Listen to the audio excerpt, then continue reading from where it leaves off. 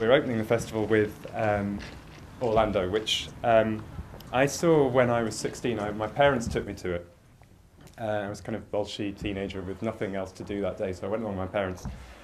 And if I'm perfectly honest, we all hated it. My parents thought, they thought they were coming, they thought they were going to see the latest Merchant Ivory, they thought they were going to see Howard's End, and it was going to have Lucy Honeychurch, what's her name? What's her name? Thank you, Helen Bonham Carter. And, so they were a bit concerned by this whole thing and what effect it might have on me. I was in the midst of a kind of discovering Scorsese and Robert De Niro, and there were no guns in this, and I mean the hero turned into a woman. What was that about? So generally a bad experience for all. And then over the years, I just realised that this film had stuck in my head. Every image, and I've never seen it again, but I can picture that film entirely. I don't need to watch it. Everything in it stuck in my head, and I didn't know why I couldn't get this film out of my head, and I just realised over the years that actually this was an incredible film, and I just wasn't ready for it. And now I think I am ready for it. I hope you're all ready for it. And I'd like to welcome the star of the film to the stage, Tilda Swinton.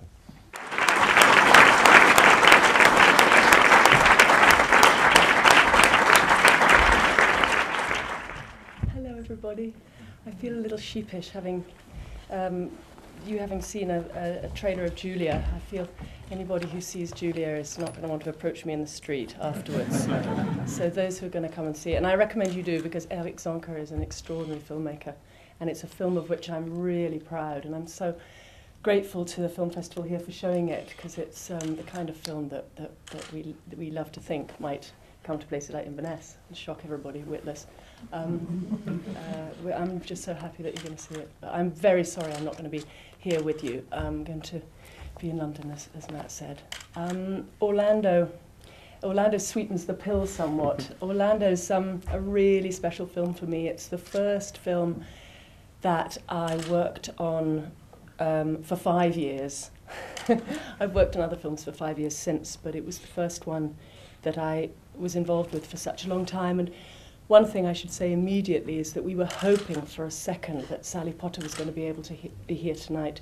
And unfortunately, she just couldn't twist her life in order to make a plane. So she sends her love, and I wish she was able to be here. But it's a very precious film for the two of us. We started in 1988 in a cafe with a copy of Virginia Woolf's novel between us on a cafe table, and we said, should we make this film? And Sally had already had the fantasy for a couple of years, and she met me and thought I might come in on the madcap scheme with her, and she was right. And then 5 years later we got to make it. It was an endless process of going around the world telling people we wanted to make it, and they just didn't get it, and they thought we were insane, and they kept saying to us, a costume film?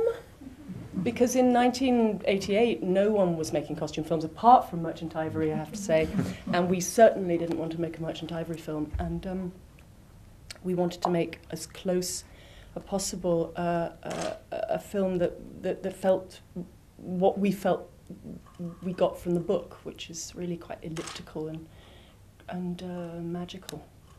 So I have to tell you that having made it, I hated it for 10 years. I don't hate it anymore. I saw it fairly recently. I saw it about 2 years ago on a big screen, and I was quite blown away by how fresh it is. It feels like it was made yesterday, I think. I mean, we'll see again tonight. And the good news for those of us who love it is that it's going to be re-released next year. Because I have to say, I do go around the world, and every city I go into, before lunchtime, about 5 bookshop attendants and 7 people in the streets have told me that it's their favourite film. And I keep telling distribution companies to re-release it because they'll make so much cash apart from anything else. So finally, and it's one of those films that lives on, like most good films, lives on a big screen better than on a tiny box. So with no further ado, I'm going to creep back up the stairs and see you later.